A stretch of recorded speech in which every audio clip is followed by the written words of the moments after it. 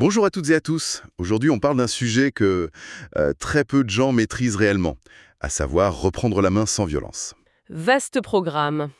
Ouais, grave. L'idée, c'est pas fuir, pas attaquer, reprendre la main, mais autrement. Imaginez une scène qui dérange vraiment. Pas une réunion classique, non. Une situation que personne n'assume. Par exemple, un directeur qui humilie subtilement en public, le tout bien enrobé de phrases super propres.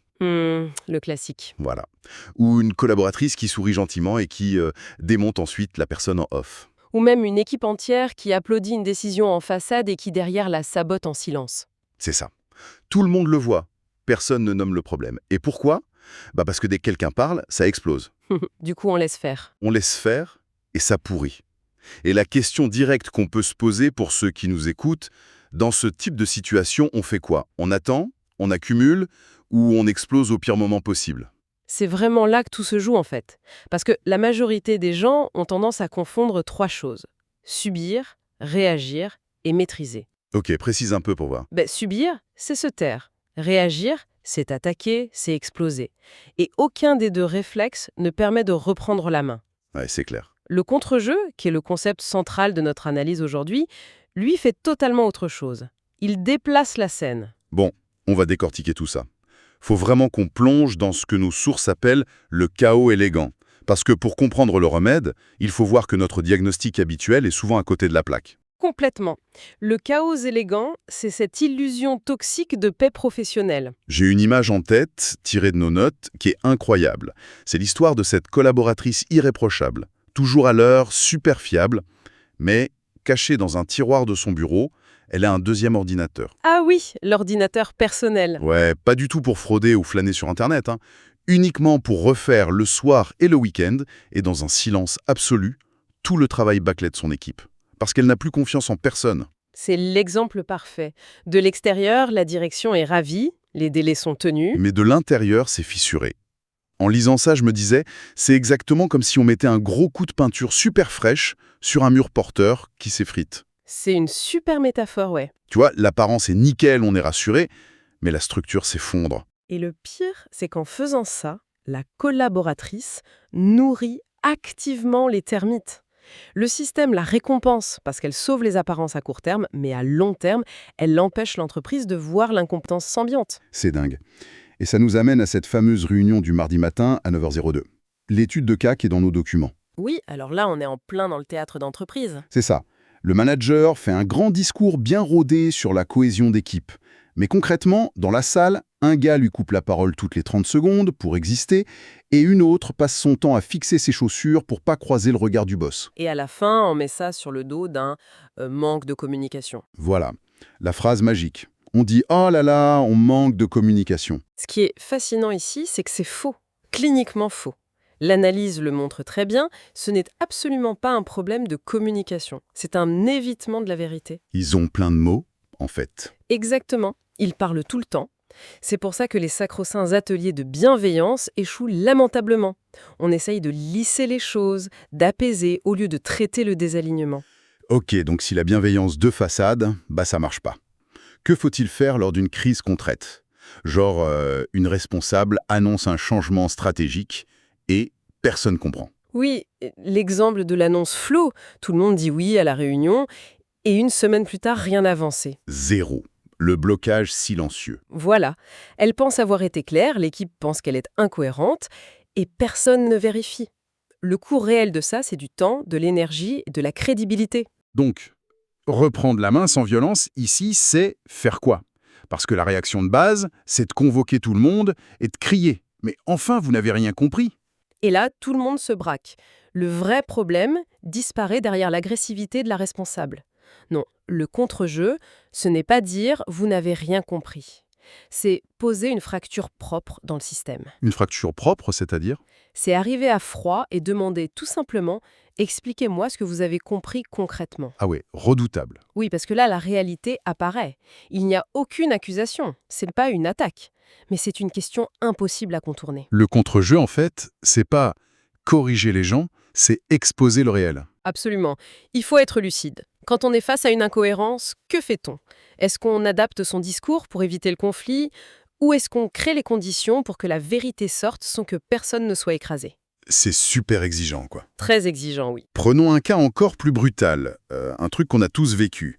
Le collaborateur qui arrive systématiquement en retard. L'irritant classique. Ouais, tout le monde s'agace. Le manager laisse passer 1 jour, 2 jours, 10 jours, et paf, un matin, il explose devant tout l'open space. Violence inutile et surtout confiance détruite. Complètement. Nos notes disent que le contre-jeu se situe ailleurs, en amont, à froid. Le manager prend la personne à part et lui dit juste cette phrase « Qu'est-ce que ton retard dit de ta place ici ?» C'est une phrase très puissante. Alors, attends. Et c'est là que ça devient vraiment intéressant. Parce que, je dois t'avouer un truc.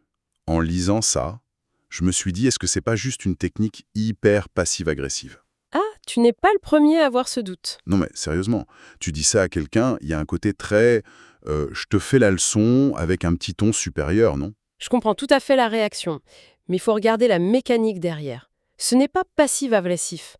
La différence réside dans l'intention. Vas-y, explique.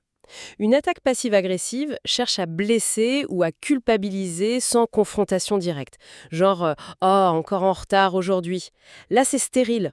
La question qu'on propose, c'est un miroir. Un miroir? Oui, ce n'est pas une attaque, ça oblige la personne à se positionner, à se révéler. Et l'outil principal ici, ce n'est même pas la question en elle-même, c'est le silence qui suit. Le fameux silence insoutenable. Exactement, c'est un acte stratégique redoutable. La nature humaine déteste le vide social. Si le manager ne remplit pas ce silence par des reproches, il prive le collaborateur de son rôle de victime. Le vide aspire la vérité. Le vide aspire la vérité. C'est fou, mais ça demande un contrôle de soi énorme. Et d'ailleurs, ça m'amène à un autre point hyper contre-intuitif de notre décryptage. Parfois, le problème ne vient pas de celui qui est en retard, mais de la personne la plus fiable de l'équipe. Ah, la surcompensation. C'est le cœur du problème souvent. Faut arrêter de compenser. Il y a le pouvoir de ne rien faire. Tu te souviens de l'anecdote du responsable opérationnel à Brice? Le pilier du département, oui. Ouais, le gars ultra fiable. Il éteint les incendies, il bouche les trous, et un jour, il décide d'appliquer le contre-jeu. Il se met pas en grève, il fait juste son strict travail. Et seulement son travail. Voilà. Et 3 semaines après, c'est le chaos absolu. Des retards de dingue, des erreurs partout, et tout le monde l'accuse. En mode, depuis qu'il fait plus d'efforts, tout s'effondre. Alors que la conclusion, elle est évidente. Il ne portait pas son travail, il agissait comme une béquille pour un système qui avait les 2 jambes cassées. En s'arrêtant, il n'a rien détruit, il a juste fait apparaître la vérité. Ça me fait penser à cette autre histoire, la collaboratrice brillante qui propose 3 super idées et qui est superbement ignorée par la direction. Oui, ignoré ou renvoyé à plus tard. Du coup, elle décide de ne plus s'impliquer. Elle claque pas la porte, elle ne fait pas de vagues, elle reste là, elle sourit, mais elle retire toute son implication. Le quiet quitting, quoi. En apparence, l'entreprise la valorise parce qu'elle dit oui à tout. En réalité, elle ralentit le système en attendant validation sur validation. Et si on relie tout ça à la situation globale, c'est quoi la leçon? La leçon, c'est qu'il faut regarder les faits en face. Le contre-jeu exige une neutralité totale. Le vrai problème, ce n'est jamais de choisir le camp de la direction ou celui des salariés. Personne n'est totalement victime ou coupable. Tout le monde participe au dysfonctionnement, en fait. C'est exactement ça. Chacun alimente le système, souvent en compensant en silence. Alors la grande question, c'est comment on applique cette lucidité à un niveau vraiment structurel, surtout quand le conflit est devenu une petite habitude confortable. C'est là qu'on s'appuie sur la méthode de Sophia. La consultante en stratégie de chez JioCare Impact. Oui. Sophia, elle passe son temps à observer ces systèmes qui préfèrent éviter plutôt que clarifier. Des directions qui croient cadrer alors qu'elles brouillent tout. Et son approche sur les 2 pôles qui se détestent, elle est magistrale. L'histoire des 2 départements en guerre froide. Ouais, c'est une tension constante.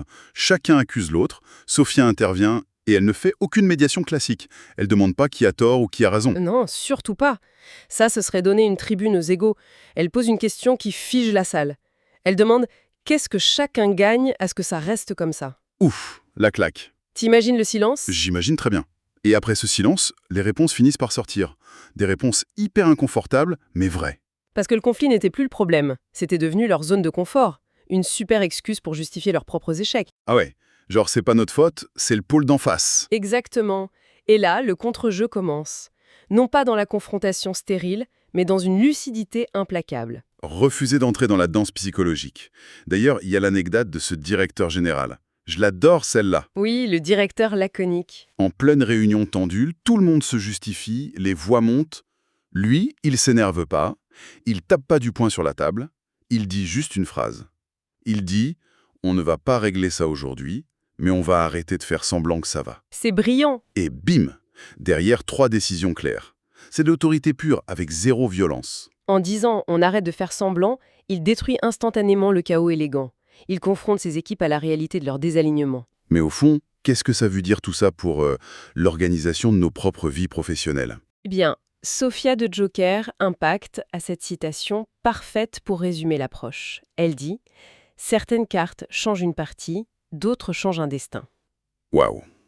Le contre-jeu, c'est cette carte-là. Celle qui ne fait pas de bruit, qui est totalement invisible, mais qui modifie la structure entière du jeu. Le but, ce n'est pas d'avoir raison, ni d'être le plus gentil. Le but, c'est que chacun soit à sa vraie place et que le système puisse respirer. Absolument. Remettre chacun face à sa place réelle. Même si ça dérange, même si ça déplace les choses. Pour amener ça à un niveau très concret, dans nos tensions actuelles, il faut se demander où est le non-dit réel. Où est-on en train de maintenir une situation qui ne convient pas du tout?